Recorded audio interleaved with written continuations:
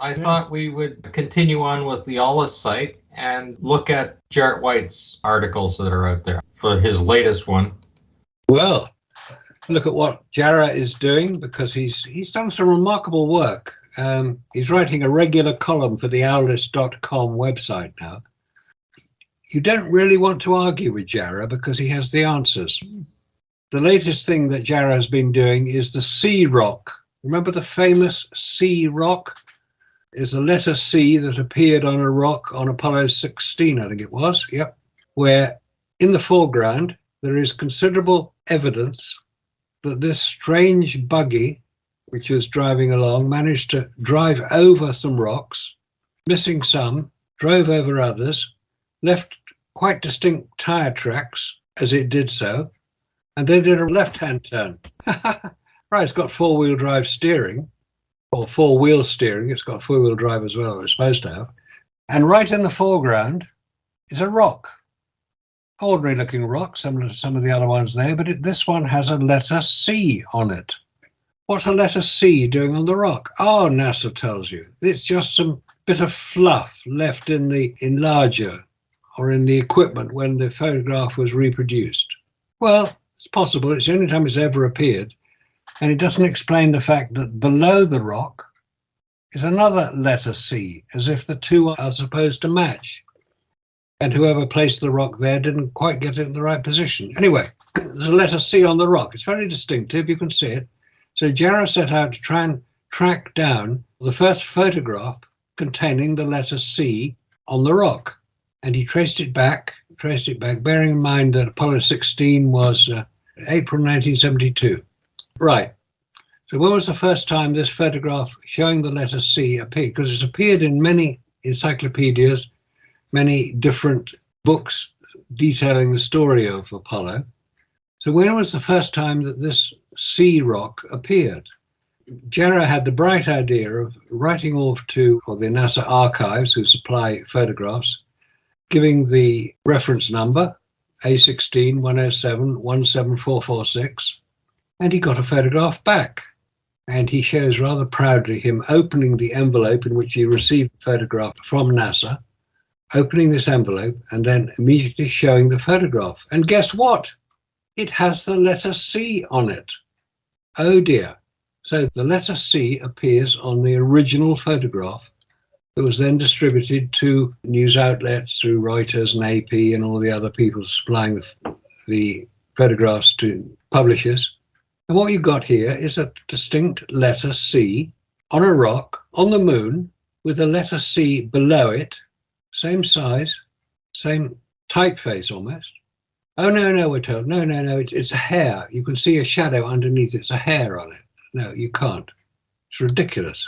The idea that this can be explained by some random piece of hair or dust or dirt or whatever on the negative or on the transparency. No, it was on the original. But of course, it's been airbrushed out on many of the occasions since. There's one here which is shown as being airbrushed out. So you've got here, which is a bit of a mystery, which NASA can't explain, because the original photograph shows the letter C on the rock. And that was down to Jarrah's persistence in ensuring that he got the original photograph. It was sent out in May 1972 to newsagents, news distributors, and that's what they distributed. And a lot of people picked up on it, and NASA desperately tried to debunk it and failed. And they failed to debunk many of these things because a lot of people examining the whole Apollo story now are so well informed about the subject that they can see the debunks coming a mile off, and they can usually counter them very easily. It's not difficult to counter a lot of NASA's debunks because they usually omit many of the salient points which you need to know if you're going to debunk NASA.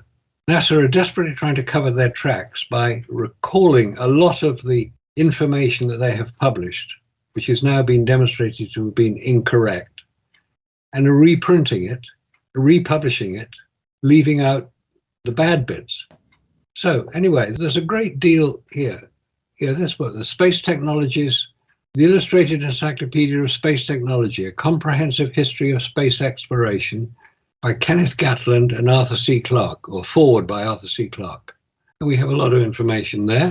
And there we have the letter C on the rock in this encyclopedia, published in 1981. So it goes back a long way. They must have failed to see it. The C rock, page 164 of the Illustrated Encyclopedia of Space Technology. Jarrah has done other videos on it. Moon Faker, Rocks and Crocs, published in 2008. Well, it's interesting because the original uploads in 1997 to the journal site where the photographs were first put up, the sea rock was there as well. I'm not sure what year it was spotted, and then of course it was removed. Oh, it had to be. Placed it without the sea. That's basically an admission right there. Tried to hide it, as much a guilty sign as anything else you could ever want. I think NASA are finally discovering that their story is falling apart. Yeah, and then of course they send Jarrah the photograph with the C on it when he's asking for the original. Yeah, he got the original, which had the C on it. Here's another one that says the Apollo story, a pictorial tribute to the men who conquered space and the moon. It was published in 1972, which also contains the sea rock image. It's back to 1972. There it is, sea rock, page 121 of the Apollo story. Anyways, Jarrah goes into many other details. He looks at other newspapers that he checks out in Australia and the Canberra Times. It's only on microfilm, and that lacks sufficient resolution to see the sea. So there's a great deal of information that Jarrah has come up with, and here is what he ordered. The press photograph, Apollo 16, astronaut Charlie Duke Jr. walks on the moon's surface. That's on eBay, dated May the 1st, 1972. Yes, well, of course, NASA has to protect all the millions of dollars of revenue they're getting from these very valuable artifacts that they brought back from the moon. Yeah, of course. If the moon dust in the paintings are from a landfill, they're worth nothing. Have to protect that. Well, here we have a hair follicle.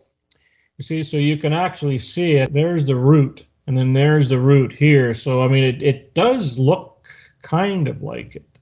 Well, it may well be. Why would they get to such trouble? But you see, this is what I don't understand. If they say that this is the original, we have a problem, because you can't have hair falling out on an astronaut that has a spacesuit on and a helmet on.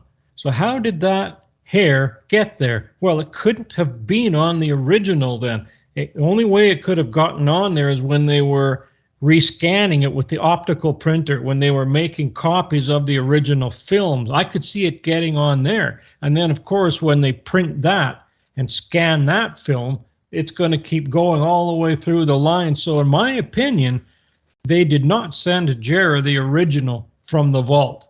That was a copy done on a optical printer. That's the one he got. And that's the one the press got. And that's the one everyone got. That's my opinion. Or the other option is that it actually was on the rock when it was photographed, wherever they photographed it. And it was a studio set, dressed by set dressers with props, and they just didn't see it. And by the time they had identified it, they realized that had to be removed. And so they started removing it after it had appeared in various books. Yes, and the thing is why are they removing it? What is so important about that little follicle being there? Why would you have to remove it? That makes no sense. Well, because if it was for real, and it did have a papier-mâché rock with a letter C on it to correspond with the C on the actual ground, because it was on a stage. And because everybody was a bit rushed and concerned about what was going to happen, somebody had overlooked it. Maybe the rock was supposed to be the other way up, so the sea would not be visible. If you look at the photograph carefully, that rock has been overturned by the rover because the dirt's on the bottom side, it's flipped over. That's a good possibility. Yeah. It's actually upside down. It's been dislodged and turned over. Yeah. And you see the other rocks that are dislodged and turned over in all of the other photographs, it doesn't matter what photograph, if they turned over a rock, the dirt is stuck to the bottom side of the rocks. Yeah, that could well be the case, because there are certainly some very strange tracks very close to that rock. They absolutely have the rover tracks come in there, and there's a straight grid pattern on that coming in. Probably a small crane came in and picked the rover up to take it off, because it looks like it absolutely high-sided itself on those rocks, picked up over top of it. And you can definitely see where a machine came in, picked it up, and actually skidded backwards, but it's a straight block pattern on the tread coming into there. Yeah, I think that's a very plausible explanation, that whatever it was, whether it's the rover or the crane or some other things. And then if you look at the rover itself, they have been beating the hell out of that thing, and you can see the wheels are all wonky. They're all caved in on the side and everything else. Like, they're not straight up and down anymore. The Apollo 16 rover really got a beating. Yeah, it did. Jumping over rock. I mean, what a ridiculous thing to do. Look on the right-hand side of the picture where the track is going away to the left, and it appears to have bumped right across the top of that rock. It had to be picked over top of that. Yeah. There'd be skid marks all over top of the rock if it was climbing the rock. You can see the skid marks of the tires. Those tracks, presumably they're rover tracks, they don't appear to be in any way, shape or form realistic. I mean, there's a herringbone track here, which doesn't go anywhere. It doesn't come from anywhere. It's just a herringbone track in the middle of the picture. There's no equivalent track either side of it, which there should be. You can see astronaut footprints in the dust. And it does a left-hand turn, a right-hand, left-hand turn. Even with four-wheel steering, you can't achieve that. I've got the images from March to the Moon as well here. All right, okay. Yeah, let's have a look at those. So what we're looking at right here, you'll see the rover track with the chevron pattern, and then here, this is a straight block, much heavier block pattern than this pattern. You see it actually is skidding coming back off of here. It actually was spinning its tires to get off of there. You see, and there is no track up to that and over the rock. No, there isn't. You had to pick it up over top of that. And then you can see that the wheels are no longer exactly vertical. They're wonked in quite a bit. But they kind of picked it up and set it down here and got this piece over the top. If it was to drive over top of that, and then this is dislodged because that is the bottom side of the rock. Yeah, I think it is. Every rock that gets turned over, there's dirt on the bottom side of it, same as this rock and everything else, right? Yeah. This one's just dislodged back. But if you take a look even closer, you can see where the rover came in and hooked on that, ground right in on it, put a chip in it. They have messed around with this equipment to such a degree.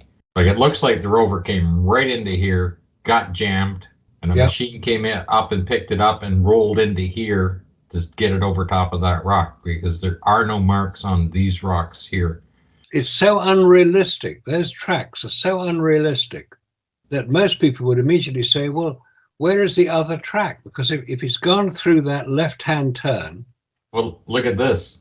How do you do that unless it's being dragged back and pushed around? Which may well be the cause of the rock being overturned. See, and here's the one on the journal site. Here's the photograph of it. And of course, you can see it. It's a little hazier than that. It's still the same view. But absolutely, this isn't disturbed here whatsoever. Which you'd expect it to be if the rover had hit it.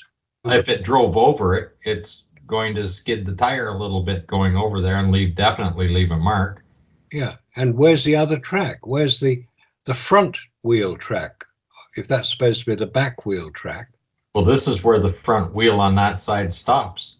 It doesn't continue until it's over here. Looks like they kind of picked it up on one side and dragged it back this way and then around, because that's exactly what you see right there. Exactly. Here I have all of the different ones from the different sites. It's the same picture, however they've cleaned it up to make it a little sharper or whatever, right? The photograph's being taken while he's moving his foot there, and you can see it kicking that up. There should be a huge plume of dust anytime you move your feet, and that's just... And of course, if you look at the treads, and I've noticed this before on other photographs, whether it's wet or not, there's the dirt is sticking to the tread because there's moisture in there. All the rest of the photographs that are drier, there's no dirt sticking to the treads. None whatsoever. Nothing on the tires. Well, it must have rained the night before at Cinder Lake, wasn't it? Well, you look at this, right? It looks muddy. And you can see there's oil. Here again, the oil's coming off the bearings. Look at the tire, just coated in oil. Well, they damaged it.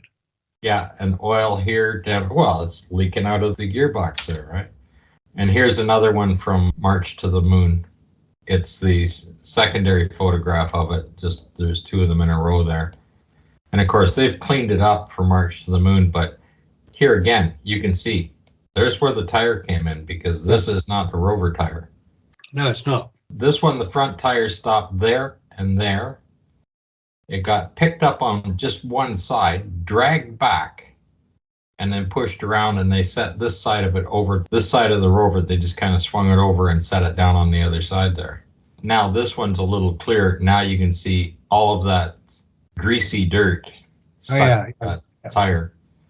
And that's been leaking since Apollo 15. And I've gone through that a few times with the leaking wheels on it. And then here's another one from one of the other sites. I put them all together to have that whole view of them.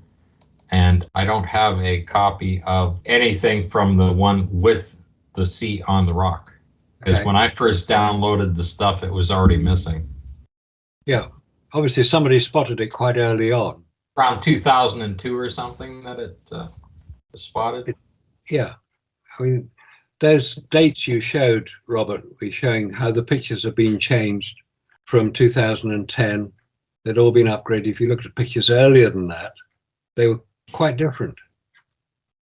Yeah, the funny thing is that the originals are bluish. They have a more of a bluish hue to them. And the ones that have been cleaned up, the chromatics are so vivid, the ones that they've cleaned up. It's interesting, those pictures we showed of the Apollo 16 sea rock, if you look behind the rover, you've got a lot of detail in the foreground. Look behind the rover, there's no detail at all. It's as if it's a background. Well, that's in many, many images. You're sitting on a set, and then there's just a nice wall map. Back to the sea rock, what is that little ring that's sticking out of that rock? That's probably to hold it in place, the paper mache. Clipped it down. Maybe they put a paper clip in it. Who knows? And you get a ring. I mean, I'll give you this. All of these Apollo rocks are screwed and glued. Well, there's probably a production line to produce them. Moon rocks, about 1 foot long, 6 inches deep, and about 9 inches wide. You know, get lots of lovely stones on the outside. That's not how moon rocks are supposed to be. It's extraordinary, the amount of errors. I mean, looking at the background there, you can see virtually nothing at all in the background behind the rover. It's as if the scene stops literally a few feet from the rover, and then you've got the projected background behind it. Yep, just the painting. A painting or a photograph projected. And when it stops, it stops. Let's face it, I don't think that he's very far from the edge of where that matte painting is. No, I don't think he is. About 3 or 4 feet. Yeah, that's about it. Yeah. As a matter of fact, that's where the rocks stop too. When you look at these tiny little rocks that go all the way across there, they stop. Yeah, they do. They do not cross that line. Nothing crosses that line. And you'll never see rover tracks cross that line either. No, you don't. And that's in all of them. Robert and I were looking in that the other day. They come down and they swing along, and you name it, it's just unreal. And then there's just nothing. It's just wiped right out. As soon as you get too close to that line, they have to turn the wheels, or they're going right through the painting. You realize when you start off at Apollo 11 and you have a very, very small area in which they were working in, and they were very, very detailed in trying to keep everything to fake the moon landing. And then by the time you get to Apollo 12, you got Alan Bean, and he's doing all kinds of crazy things out there and goofing around on the set. And then you get to 14, where they're walking, and they've increased the amount they're walking, taking the cart around. And then when you hit 15 and you got a rover, now you have to have a much larger set for these guys to screw around on. But you see them falling down, tripping over stuff, knocking over the experimental equipment and destroying it in the videos. And I mean, these guys didn't give a shit. And as soon as they got the rover, they beat the hell out of them. They beat the hell out of the cameras. They beat everything up. And they photographed it while they're doing it. They videotaped it while they're doing it. Perhaps they were just trying to convey something to people watching it later. They weren't taking it seriously because they weren't on the moon. And if they fell over, it was bad luck. But it wasn't the end of the world. It wasn't death. And they knew that. So they could fool around and do what they liked. And if they wreck a camera, they grab another one. If they wreck the rover, they grab another one. And he was no object in this situation. But the details on things disappeared because all of a sudden you see, oh, there's the experimental equipment out. Well, 11 and 12, they show you setting up the experimental equipment. Time you get to 15, they don't even bother to open the bay door where the experimental equipment's stored. It's already out on the set. Why would you open it up? It's all duct taped together, but you don't open the door. No, because it's a strange sequence of missions, because you got Apollo 11, which everybody watched, we're told. Then you got Apollo 12, which nobody watched because they pointed the camera at the sun, or that's what they said they did. But there was no video picture, so everybody lost interest. So then you have Apollo 13. We'll better jack up the interest. So let's have a bit of a space opera on this one. The fact that the capsule probably came down in the Atlantic without astronauts on board, because the whole thing was planned well in advance. And they knew perfectly well that the astronauts weren't going to go anywhere on Apollo 13, but they made a good story about it. Then you have Apollo 14, where you got the golf shots and Alan Shepard doing ridiculous things. And so everybody gets, oh, look what they're doing on the moon. Then, as you say, Apollo 15, 16, 17, they got the rover, so that distracts from everybody's attention. Oh, they got a rover on the moon, which drives about as far as an electric car can today, on electric power only. So it's a Hollywood film script, which was storyboarded right from the beginning. Everybody knew what they were going to be doing. The astronauts knew that they weren't going to go to the moon, so they could fool around and show how brave they were, because nobody thought they weren't on the moon. The astronauts think they're going to be on the moon. They would take much more care over their behavior. They wouldn't fool around because they didn't even know if they were literally on the moon. They wouldn't know if taking a step forward meant they would go into a deep dust-covered pit. So they had to be very, very careful, but they weren't. They were larking about and singing and falling over and kicking things because they weren't on the moon. They knew perfectly well that it would be a complete fabrication. And they were paid well enough to shut themselves up and not claim to be military men so that they could obey their president, who said, go to the moon and show America's first on the moon. Well, they played their part very well. The trouble is, they can't keep up the pretense forever, and they haven't. And so when they're confronted with it, like Buzz Aldrin was by Bart Sibrel, they lose their rag. I mean, this is an astronaut, a trained military officer, punching somebody who made a few rude remarks to him. That's not very professional. That shows his inner turmoil. Because dear old Buzz, I know he's just married recently, again, aged about 93, but he had a few rough years where he was no stranger to the bottle, and he also didn't behave particularly well. He was under a lot of emotional strain, and it shows, but he's got to keep up the pretense. That brings up the other question is, why would NASA, who has all of this technology, all of this stuff that can be used commercially, like the insulation, the radiation protections, the suits that they develop, I mean, they could be used to work in nuclear power plants if they had that kind of protection. They had all of that stuff in there, and they didn't have to advertise it if they actually had it, because they already had Neil Armstrong as their icon. Why would he no longer be working for NASA? Why would any of them not be working for NASA after they finished these missions? These were the most important people out there that could sell their product on the commercial market. All of their fuel efficiencies that they have to sell to independent companies that are going to be putting out satellites. The window glass that they were using for the Apollo missions would have been used in commercial airplanes because they're that much stronger. All of their lightweight materials, their development in titanium and everything else, right, never made it to the commercial market. Their battery power never made it to the commercial market. Their fantastic computer was light years beyond anything else out there. Well, how come a couple of guys that were getting higher in ever sitting in a garage, came up with a computer that's still being used today? And if they were that intelligent, how come NASA never used them? Why weren't they on the NASA team to develop the computer? Their machine that they claim that they have, that did all of that stuff that they claim was light years beyond. There was a comment underneath one of the last videos and going, oh yeah, you should watch, there's 20 hours of video on them reconstructing the whole thing at Houston, right? The control center and the whole 9 yards, right? And it does the full simulation. Well, you could hide a little tiny chip underneath any one of that piece of machinery to look after all of it now. You wouldn't even be able to find it.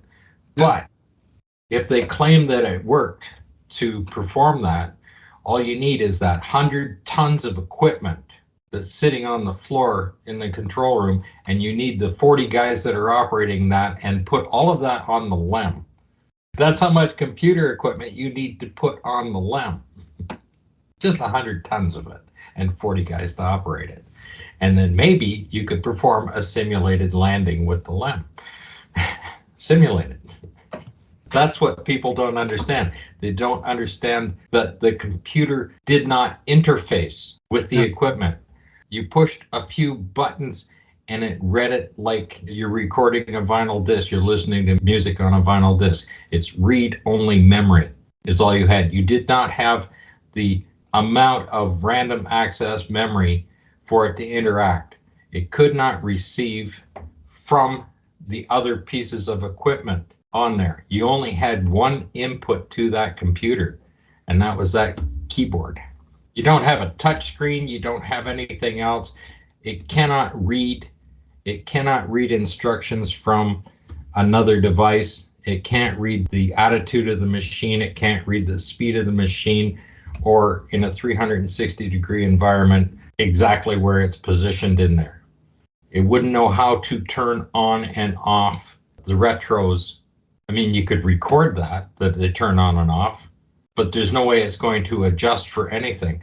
It just isn't there. And if people don't understand that, take away your mouse and take away your keyboard and take away your touch screen and now operate the computer. Just put a numbered keypad on there. That's all you have. And the only thing you have is 1 to 87 codes that you can punch in. That's all you have, and see what happens to your computer. They don't understand that. Computers were good at calculating numbers. They can work stuff out if you put the information in manually on the keyboard.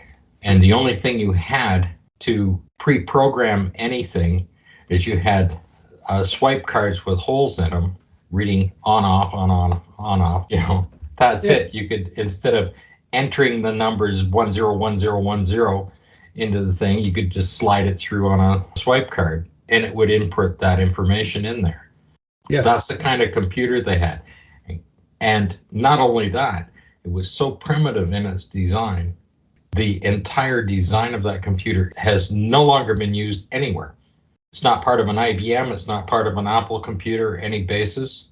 It did not have a disk operating system of any kind. It did not have a hard drive. All it is it's capable of reading a read-only memory wire core disk that weighed about 4 pounds a piece. So you had 87 of those, and you punch it in and it said, oh, it's going to play that one. It's like walking up to an old jukebox. If you watch Happy Days and put your quarter in it, you punch the number and it pulls out the record, sets it down and plays it. And that's exactly the same as what that computer operated at. And if people understand that, and you realize every time you needed to punch a new code in, you had to hit the reset button and wait for 15 seconds. Well, imagine doing that, punching the next code in, and it'll take 15, 20 seconds for it to load the next one before anything happens. But you're traveling at 6,000 miles an hour. You're going to have a problem. If you think you could do calculations and have a 30-second delay in it when you're traveling, the computer would have to be at 6,000 miles an hour. You're going to have to be 400 times faster than the Tesla, the computer that's doing it. You have to be also within a 360-degree environment at the same time, where Tesla doesn't have to worry about going up and down. It's sitting on the road. It's just looking at left and right, accelerating or decelerating when it's doing the stuff. But you still have to be 400 times faster than that. I think what we've got here is a lot of projection from people defending NASA. They're projecting what they think should be happening, what they think happened, how the computer worked. And if you look at the computer and you read some of Xavier Pascal's analysis of the Apollo guidance computer, you'll find it was a very, very primitive machine that could hardly do anything. It certainly couldn't do it autonomously. It had to be told what to do. So you've got this ridiculous situation where people desperately trying to make up the problems that NASA are now being identified with, like with the computer. And they're projecting onto NASA how it should have happened, not how it did happen. Even when you look at their joystick control, and if you take and you realize that that isn't attached to the computer whatsoever, that will operate the retro rockets. Like you push it forward on the angle, it'll push two. If you're on the angle, it'll push two on together or whatever. You pull it back and it pulls that one or the side, right, on there. So people think that's a joystick control. Well, you have a joystick control on a computer today that will actuate all of that. Your mouse works basically the same way when you're moving it around, right? Or you're playing a video game with a video game controller and you got two little joysticks and all the buttons to play that game with. That machine would have to be that capable with today's technology to do that. Plus, you'd have to have a display screen to show you actually what you're doing in real time on that. And none of that is available on that machine whatsoever, nor is that joystick that they're using for manual control attached to the computer in any way, shape, or form. Artemis 3 might not land humans on the moon. New plans. Says NASA is heading back to the moon and is aiming to return humans on the surface during Artemis 3, scheduled for late 2025. However, despite this process being completed around half a century ago, it's by no means easy and involves a lot of moving parts. Even if just one aspect is delayed, it could compromise the entire mission. This is a problem that NASA is currently running into as the launch date gets closer and closer. Between the Gateway Space Station, Orion spacecraft, SLS rocket, and the SpaceX human landing system, there is a lot of work that still needs to be completed. Recent comments from the agency official even suggest that they may change the flight profile of the mission if certain projects are not ready. This could turn the long-awaited moon landing attempt into another practice run similar to Artemis 2. Well, there you go. Go.